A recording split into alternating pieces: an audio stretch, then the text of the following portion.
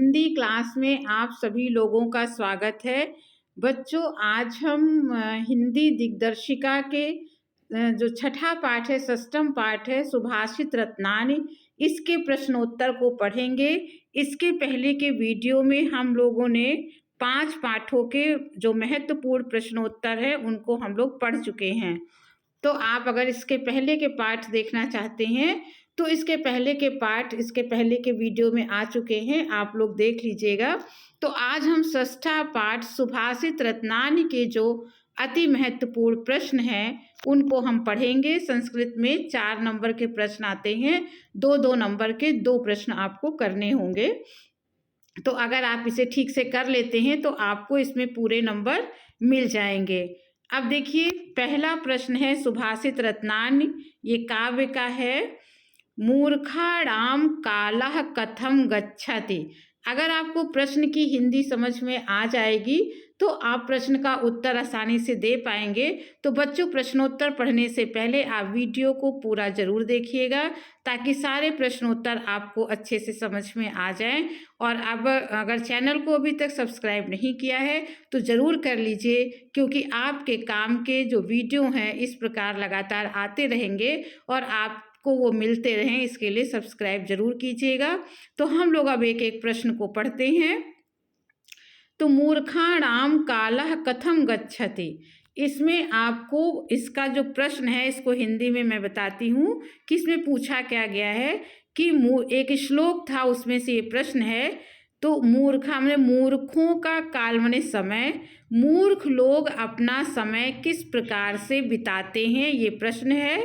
इसका उत्तर देखिए, मूर्खाणाम कालः व्यसनेन निद्रया कलहेन वा गच्छति। इसका अर्थ हुआ कि मूर्ख लोग अपना समय व्यसन में माने बुरी आदतों में, निद्रा माने नींद में, और कलह माने लड़ाई झगड़े में अपने समय को बिताते हैं।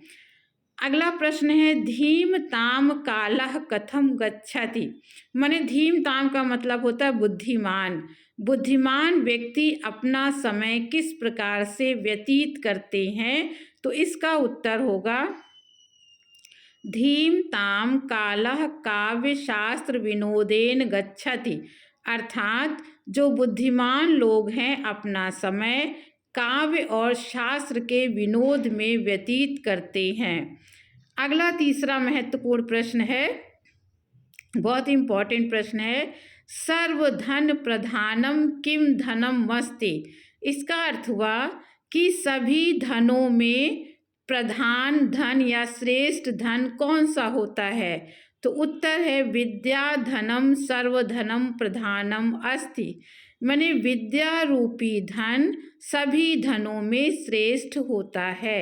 इस पाठ का अगला चौथा प्रश्न है विद्यार्थी किम त्यजेत। माने विद्यार्थी को क्या छोड़ देना चाहिए, तो उत्तर होगा विद्यार्थी सुखम त्यजेत। माने विद्यार्थी को सुख छोड़ देना चाहिए। अगला है प्रश्न धीराः कुतः पथम न प्रविचलन्ति। जो धीरा माने जो धैर्यवान व्यक्ति हैं वो कौन से पथ से हटते नहीं हैं, किस पथ से, किस रास्ते से हटते नहीं हैं, तो उत्तर होगा धीराः न्यायात् पथः न प्रविचलन्ति। माने जो धैर्यवान लोग हैं वो न्याय के पथ से कभी हटते नहीं हैं। लास्ट प्रश्न है इसका पाठ का, पुंडरीकम कदा विकसति। पुंडरीक माने होता है कमल, कमल कब खिलता है, तो उत्तर होगा पुंडरीकम सूर्य उदिते विकसति। पुंडरीक माने जो कमल है वो सूर्य के उदय होने पर विकसित होता है, अर्थात खिलता है। तो ये थे सुभाषित रत्नानि पाठ के ये महत्वपूर्ण प्रश्न हैं, आप इनको जरूर तैयार करिएगा। अगला हमारा पाठ आता है सप्तम पाठः महामना मालवीयः। बच्चों, ये पाठ बहुत ही इम्पॉर्टेंट है प्रश्नोत्तर से, और एक ना एक प्रश्न इस पाठ से आपको जरूर प्रश्न पत्र में मिलेगा। तो इस पाठ के प्रश्नों को आप जरूर से याद करिएगा। देखिए, इसका पहला प्रश्न है मदन मोहन मालवीयस्य जन्म कुत्र अभवत्। अर्थात इसका अर्थ है मदन मोहन मालवीय का जन्म कुत्र माने कहाँ हुआ था। मदन मोहन मालवीय का जन्म कहाँ हुआ था। देखिए इस प्रश्न का उत्तर होगा मदन मोहन मालवीयस्य जन्म प्रयाग नगरे अभवत। अर्थात मदन मोहन मालवीय का जन्म प्रयाग नगर में हुआ था। अगला प्रश्न है कासु भाषासु मालवीयः महोदयस्य समानः अधिकारः आसीत्। कासु माने किन किन, किन भाषाओं पर मालवीय महोदय का समान अधिकार था, अर्थात कौन कौन सी भाषा मालवीय जी को आती थी। तो इसका उत्तर होगा हिंदी, संस्कृत, आंग्ल भाषासु मालवीयः महोदयस्य समानः अधिकारः आसीत्। अर्थात हिंदी, संस्कृत और आंग्ल अर्थात अंग्रेजी भाषा पर मालवीय महोदय का समान अधिकार था। अर्थात उनको 3 भाषाएं समान रूप से आती थी, हिंदी, संस्कृत और आंग्ल भाषा माने अंग्रेजी भाषा। अगला प्रश्न है हिंदू विश्वविद्यालयस्य संस्थापकः कः आसीत्। हिंदू विश्वविद्यालय के संस्थापक कौन थे। तो उत्तर होगा हिंदू विश्वविद्यालयस्य संस्थापकः मदन मोहन मालवीयः आसीत्। अर्थात हिंदू विश्वविद्यालय के संस्थापक मदन मोहन मालवीय थे। अगला इसका प्रश्न है महामना मालवीयः कस्य पुत्रः आसीत्। महामना मालवीय किसके पुत्र थे। इसमें उनके पिता का नाम पूछा गया है। तो महामना मालवीयः पंडित बृजनाथ मालवीयः पुत्रः आसीत्। महामना मालवीय पंडित बृजनाथ मालवीय के पुत्र थे।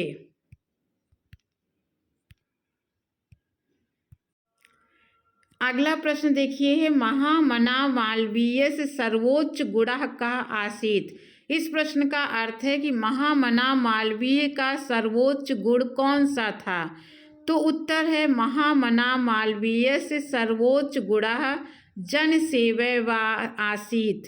जनसेवा आसीत् अर्थात महामना मालवीय का सर्वोच्च गुण जनसेवा था।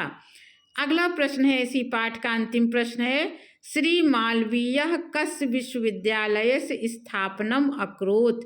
श्री मालवीय ने किस विश्वविद्यालय की स्थापना की थी। उत्तर होगा श्री मालवीयः काशी हिंदू विश्वविद्यालयस्य संस्थापनम् अकरोत्। श्री मालवीय ने काशी हिंदू विश्वविद्यालय की स्थापना की थी। तो बच्चों ये पाठ आप जरूर तैयार करिएगा, इसमें से एक प्रश्न जरूर आएगा आपके परीक्षा में। अष्टम पाठ है पंचशील सिद्धांतः। ये एक छोटा सा पाठ है, इसके भी प्रश्न महत्वपूर्ण हैं। पहला प्रश्न है पंचशील मिति कीदृशा सिद्धांतः सन्ति। पंचशील किस प्रकार के सिद्धांत हैं। उत्तर है पंचशील मिति शिष्टाचार विषयका सिद्धांतः सन्ति। पंचशील शिष्टाचार विषयक सिद्धांत हैं। दूसरा प्रश्न है महात्मा गौतम बुद्धस्य पंचशील सिद्धांता के सन्ति। अर्थात महात्मा गौतम बुद्ध के पंचशील सिद्धांत कौन कौन से हैं। इसमें सबके नाम बताने हैं पांचों सिद्धांतों के। तो उत्तर है अहिंसा, सत्यम, अस्तेयम, अप्रमादः, ब्रह्मचर्यम इति पंचशील सिद्धांतः सन्ति। अर्थात अहिंसा, सत्य, अस्तेय, अप्रमाद और ब्रह्मचर्य ये 5 सिद्धांत पंचशील के सिद्धांत हैं। अगला प्रश्न है गौतम बुद्ध कान सिद्धांतान अशिक्षयत। गौतम बुद्ध ने किन सिद्धांतों की शिक्षा दी। तो उत्तर होगा गौतम बुद्ध पंचशील मिति नामना सिद्धांतान अशिक्षयत। अर्थात गौतम बुद्ध ने पंचशील नाम के सिद्धांतों की शिक्षा दी। अगला प्रश्न है भारत चीन देशों कस्मिन् धर्मे निष्ठावंतो। भारत और चीन देश किस धर्म में उनकी निष्ठा थी। उत्तर होगा भारत चीन देशों बौद्ध धर्मे निष्ठावंतो। भारत चीन देश बौद्ध धर्म में निष्ठा रखते थे। इस प्रकार से पंचशील के ये जो प्रश्न है वो महत्वपूर्ण है। नवम और अंतिम पाठ है दूत वाक्यम। इसमें दुर्योधन के पास कृष्ण जो है वो पांडवों के दूत बन के जाते हैं। तो इसके 2-3 प्रश्न हैं जो हर बार पूछे जाते हैं ज़्यादातर। तो वो प्रश्न है, दुर्योधनः कस्य पुत्रः आसीत्? दुर्योधन किसका पुत्र था? तो दुर्योधना धृतराष्ट्रस्य पुत्र आसीत्। दुर्योधन धृतराष्ट्र के पुत्र थे। कह पांडव दूता अभवत, माने पांडव दूत कौन हुआ? श्री कृष्ण पांडव दूता अभवत। इसका उत्तर है कि श्री कृष्ण पांडव के दूत हुए। अगला प्रश्न है, श्री कृष्णा कस्य समीपे दौत्येन गतः? इसका अर्थ है प्रश्न का कि श्री कृष्ण किसके पास दूत के रूप में गए थे? उत्तर होगा श्री कृष्णा दुर्योधनस्य समीपे दौत्येन गता। श्री कृष्णा दुर्योधन के पास दूत के रूप में गए थे। तो बच्चों, ये जितने प्रश्न इस वीडियो में जो भी पाठ आपने पढ़े हैं वो बहुत ही महत्वपूर्ण है। इसमें से कम 2 क्वेश्चन किसी भी पाठ से ज़रूर आएंगे, तो आप अच्छे से तैयार कर लीजिएगा और आगे के पाठ के लिए दूसरा वीडियो देख लीजिएगा। तो अब इस वीडियो को यहीं समाप्त करती हूँ, और अगर आपको अच्छा लगा हो तो सब्सक्राइब ज़रूर कर लीजिएगा और इसे शेयर करिएगा, लाइक करिएगा, कमेंट करिएगा। अगले वीडियो में फिर किसी टॉपिक के साथ मिलेंगे, तब तक के लिए धन्यवाद।